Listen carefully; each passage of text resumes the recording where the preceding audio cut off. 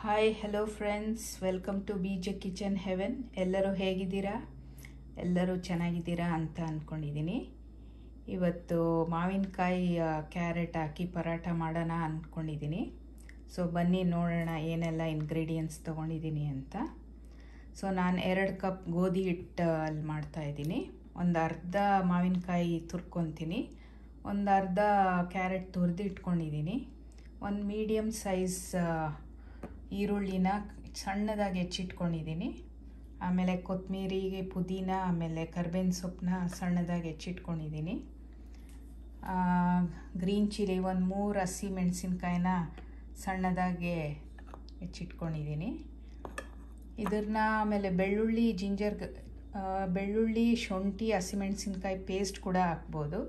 ನಾನು ಸಣ್ಣದಾಗಿ ಇದನ್ನು ಕಟ್ ಮಾಡಿ ಇಟ್ಕೊಂಡಿದ್ದೀನಿ. ಆಮೇಲೆ ಎಲ್ಲ ಖಾರದ ಮಸಾಲೆ ಪುಡಿಗಳು, ಸೊ ಚಿಲ್ಲಿ ಪೌಡರು, ಅರಿಶಿನ, ಆಮೇಲೆ ಧನಿಯಾ ಪೌಡರು, ಜೀರಿಗೆ ಪೌಡರು, ಸ್ವಲ್ಪ ಅಜ್ವೈನು, ಆಮೇಲೆ ಇಲ್ಲಿ ಗರಂ ಮಸಾಲ, ಆಮೇಲೆ ಒಂದು ಸ್ವಲ್ಪ ಚಾಟ್ ಮಸಾಲ. ಸೊ ಬನ್ನಿ ನೋಡೋಣ ಹೇಗೆ ಮಾಡೋದು ಅಂತ. ಸೊ 2 ಕಪ್ ಗೋಧಿ ಹಿಟ್ಟು ಹಾಕ್ಕೊತಾ ಇದ್ದೀನಿ.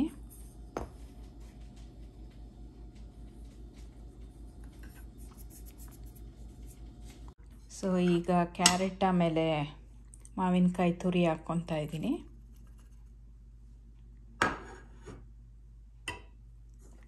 ಈರುಳ್ಳಿ, ಹಸಿಮೆಣಸಿನ್ಕಾಯಿ, 1 spoon ginger garlic paste,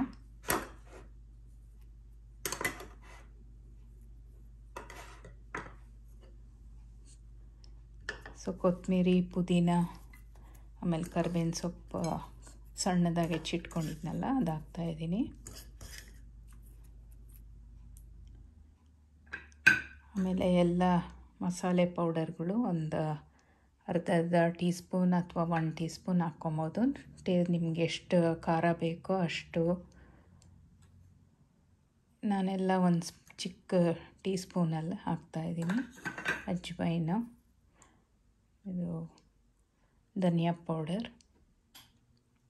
salt ಎಷ್ಟು ನೋಡಿ ಹಾಕ್ಕೊಬೋದು. ಸೊ ಇದನ್ನೆಲ್ಲ ನೀರು ಹಾಕಿ ಫಸ್ಟು ಕಲಿಸ್ಕೊಳ್ಳೋಣ.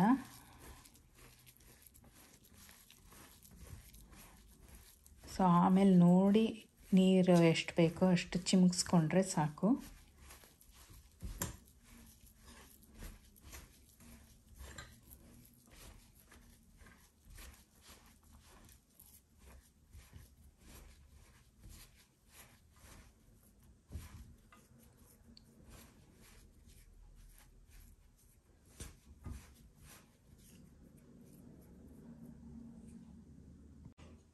ಗರಂ ಮಸಾಲ ಆಮೇಲೆ ಚಾಟ್ ಮಸಾಲನೂ ಸೇರಿಸ್ತಾ ಇದ್ದೀನಿ.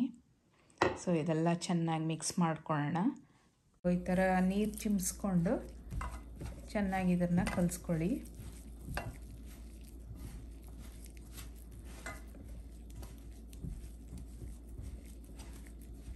ತುಂಬ ತೆಳ್ಳಗೂ ಬೇಡ, ತುಂಬ ಗಟ್ಟಿಯಾಗೂ ಬೇಡ.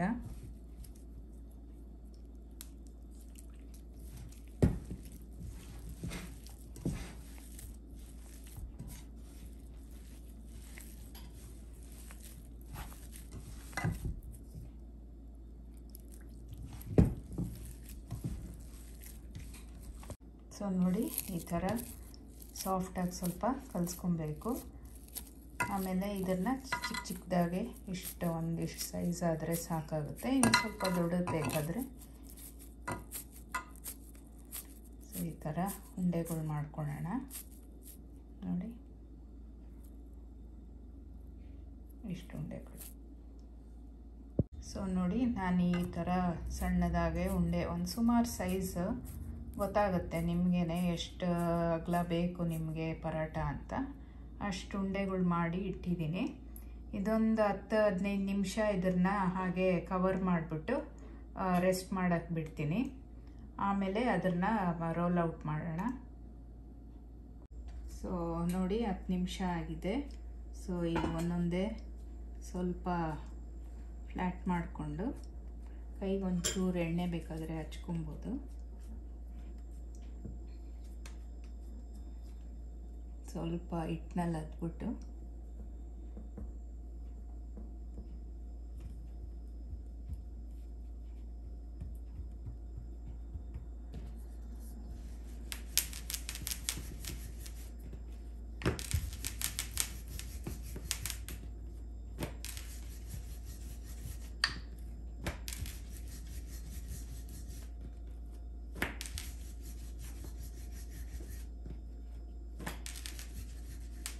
ಒಂದು ಸ್ವಲ್ಪ ಎಣ್ಣೆ ಹಚ್ಚೋಣ.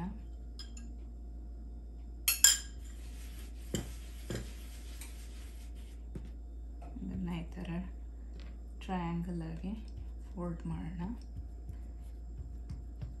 ಸೊ ಇದೇ ಥರ ಎಲ್ಲ ಪರಾಟಗಳನ್ನೂ ಮಾಡ್ಕೊತೀನಿ. ಸೊ ನೋಡಿ, ಈ ಥರ ಎಲ್ಲ ಟ್ರಯಾಂಗಲ್ ಶೇಪು ಸ್ವಲ್ಪ ಎಣ್ಣೆ ಹಚ್ಬಿಟ್ಟು ಇಟ್ಟಿದ್ದೀನಿ. ಅದೊಂದು 5 ನಿಮಿಷ ರೆಸ್ಟ್ ಮಾಡೋಕ್ಕೆ ಬಿಡೋಣ, ಆಮೇಲೆ ಅದನ್ನು ಒತ್ತೋಣ. ಓಕೆ, ಸೊ ನೋಡಿ 10 ನಿಮಿಷ ಆಗಿದೆ.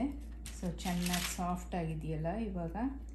ಸೊ ಇವಾಗ ಒಂದು ಬಟರ್ ಶೀಟ್ ತೊಗೊಂಡಿದ್ದೀನಿ, ಅದಕ್ಕೊಂದು ಸ್ವಲ್ಪ ಎಣ್ಣೆ ಹಚ್ಚೋಣ. ಸೊ ಇದನ್ನು ಗೋಧಿ ಹಿಟ್ಟಲ್ಲಿ ಅಥವಾ ಅಕ್ಕಿ ಹಿಟ್ಟು ಯಾವುದಾದ್ರೂ ಹಿಟ್ಟಲ್ಲಿ ಇದ್ರ ಮೇಲೆ ಒಂದು ಶೀಟ್ ಹಾಕಿ ಒಂದು ಜಿಪ್ ಲಾಕ್ ತಗೊಂಡಿದ್ದೀನಿ. ಸೊ ಇವಾಗ ಇದನ್ನು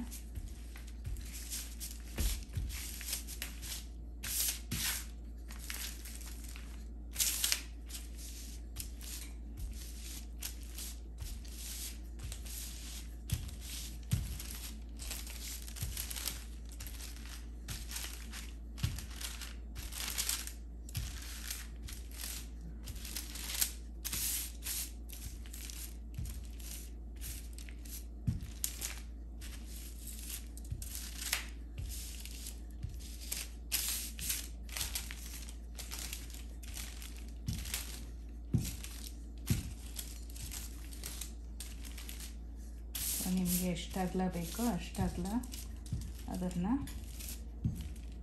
ತೆಳ್ಳಗೆ ಮಾಡ್ಕೊಬೋದು. ತಿಕ್ಕಾಗಿ ಬೇಕು ಅಂದರೆ ಸ್ವಲ್ಪ ದಪ್ಪ ಇಟ್ಕೊಬೋದು.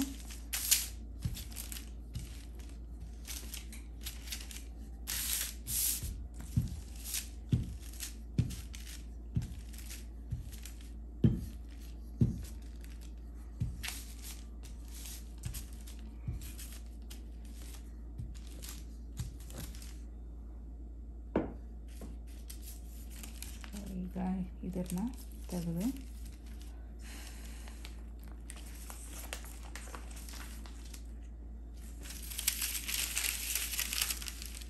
ಹೆಂಚು ಚೆನ್ನಾಗಿ ಕಾದಿದೆ, ಅದಕ್ಕೊಂದು ಸ್ವಲ್ಪ ಎಣ್ಣೆ ಹಾಕ್ಕೊಳ್ಳೋಣ.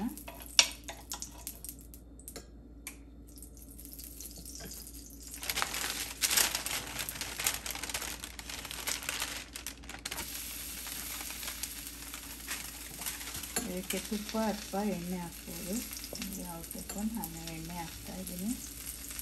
ಆಮೇಲೆ ಇದ್ರ ಮೇಲೆ ಸ್ವಲ್ಪ ಹಂಗೆ ಎಣ್ಣೆ ಸವರ್ಕೊಳ್ಬೋದು.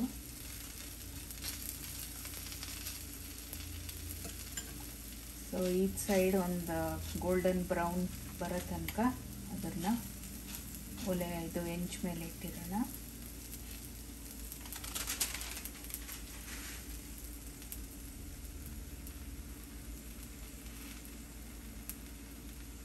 ಸೊ ನೋಡಿ, ಇವಾಗ ಕಲರ್ ಚೇಂಜ್ ಆಗಿದೆಯಲ್ಲ. ಸೊ ಇವಾಗ ನಿಧಾನಕ್ಕೆ ಇನ್ನೊಂದು ಕಡೆ ತಿರುಗಿಸೋಣ.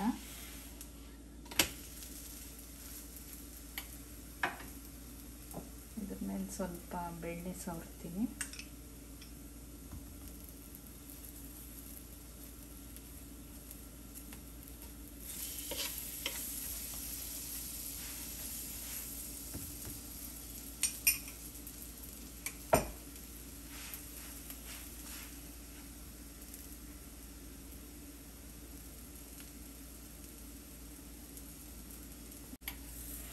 ಸೊ ಇನ್ನೊಂದು ಕಡೆ ತಿರುಗಿಸೋಣ.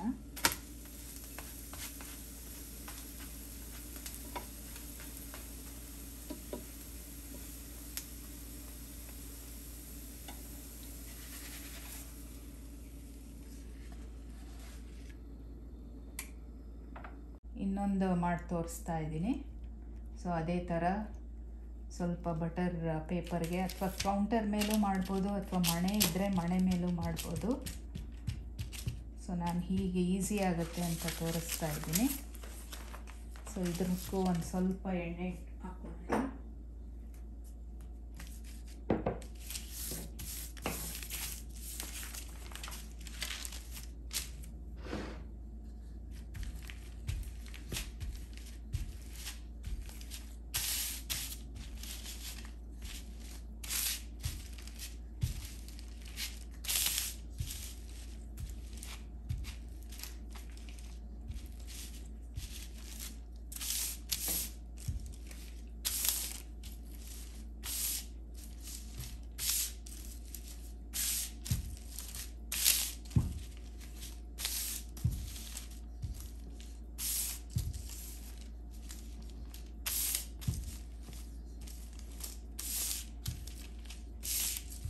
ಸೊ ಈ ಥರ ಮಾಡೋದ್ರಿಂದ ಲಟ್ಟಣಿಗೆನೂ ಅಷ್ಟು ಅಂಟಲ್ಲ, ನೀಟಾಗಿರುತ್ತೆ. ಆಮೇಲೆ ಕೌಂಟರ್ ಟಾಪು ಗಲೀಜಾಗಲ್ಲ. ಇಲ್ದಿರೆ ಅದೇನಾಗುತ್ತೆ, ಅಂಟ್ಕೊಂಬಿಡುತ್ತೆ ಕೌಂಟರ್ ಟಾಪ್ಗೆ, ಯಾಕಂದರೆ ಸಾಫ್ಟಾಗಿರುತ್ತಲ್ವ. ಅದಕ್ಕೆ ಏನಾದರೂ ಈ ಥರ ನಾವು ಮಾವಿನಕಾಯಿ ಆಮೇಲೆ ಕ್ಯಾರೆಟು ಕೊತ್ತಂಬರಿ ಸೊಪ್ಪೆಲ್ಲ ಹಾಕಿದ್ದೀವಲ್ಲ, ಅದೆಲ್ಲ ಸಾಫ್ಟಾಗಿ ಅಂಟ್ಕೊಳತ್ತೆ. ಅದಕ್ಕೆ ನಾನು ಈ ಥರ ತೋರಿಸ್ತಾ ಇದ್ದೀನಿ. ಸೊ ನಿಮಗೆ ಎಷ್ಟು ತೆಳ್ಳಗೆ ಬೇಕೋ ಅಷ್ಟು ಮಾಡಿಕೊಂಡ್ರೆ ಸಾಫ್ಟಾಗಿ ಬರುತ್ತೆ.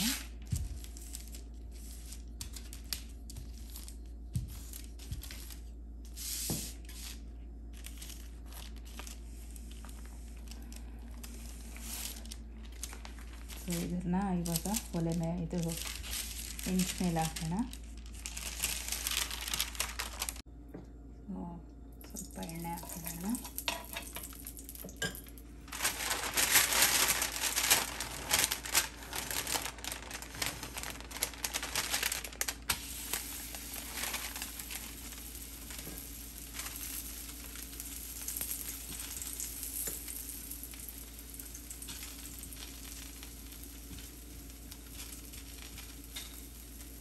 ಸೇಮ್ ಇದನ್ನು ಸೊ ಗೋಲ್ಡನ್ ಬ್ರೌನ್ ಬರೋ ತನಕ ಎರಡು ಸೈಡ್ ಫ್ರೈ ಮಾಡೋಣ.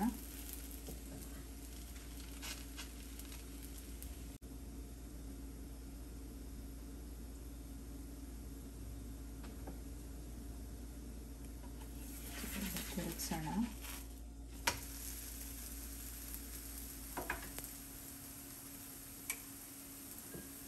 ಬಟರ್ ಅಥವಾ ತುಪ್ಪ ಅಥವಾ ಬರೀ ಎಣ್ಣೆನೂ ಸಾಕು, ಚೆನ್ನಾಗಿರುತ್ತೆ.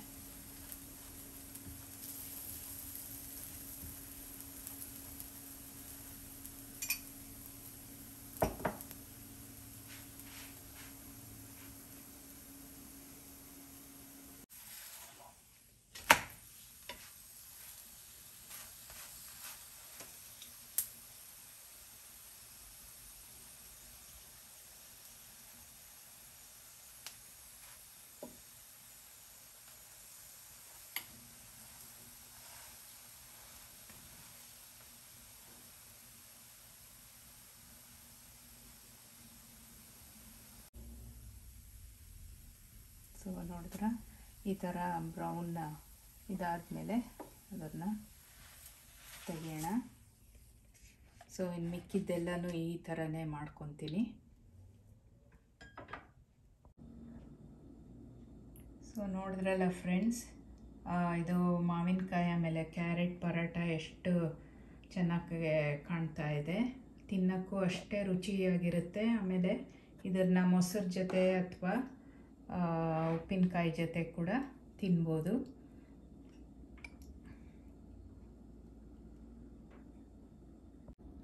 ಸೊ ನೋಡಿದ್ರಲ್ಲ ಫ್ರೆಂಡ್ಸ್, ಮಾವಿನಕಾಯಿ ಕ್ಯಾರೆಟ್ ಪರೋಟ ಎಷ್ಟು ಚೆನ್ನಾಗಿ ಕಾಣಿಸ್ತಾ ಇದೆ, ಅಷ್ಟೇ ರುಚಿಯಾಗಿರುತ್ತೆ. ಇದನ್ನು ಉಪ್ಪಿನಕಾಯಿ ಅಥವಾ ಮೊಸರು ಜೊತೆಗೆ ತಿಂದರೆ ಸೂಪರ್ ಕಾಂಬಿನೇಷನ್. ಸೊ ನೀವು ಮಾಡಿ ಆಮೇಲೆ ಹೇಗೆ ಬಂತು ಅಂತ ನನಗೆ ಕಮೆಂಟ್ಸಲ್ಲಿ ತಿಳಿಸಿ. So I'll see you in my next video. ಮುಂದಿನ ವಿಡಿಯೋ ಅಲ್ಲಿ ಸಿಗ್ತೀನಿ. ಅಲ್ಲಿ ತನಕ ಟೇಕ್ ಕೇರ್, ಬಾಯ್.